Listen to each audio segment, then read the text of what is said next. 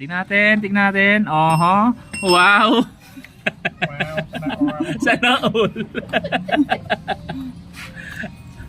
Wala na. Grabe ah. Matindi yung takbuhan nito, Paps, no? Ay di pagka ano, ano yan, nalundag na. Oh, pag cambio mo ng primera, diretso tercera. Oh. Grabe ah. Legit na rider ng biyahe talaga. Ilan na yung Udo? Ilan ba na sa'yo ito? Taon? 3 years, 100? Stock pa daw? Ibig sabihin, 100k udo inabot ng engine sprocket na yan? Yan po yung buwan. Stock talaga. Napalitan na yan. Pero yung pong stock yung kabilang Sa likod. Dito lang po lang. Grabe yung tanso. Grabe yung takbuhan na ito, Paps ah. Ilang taon yan?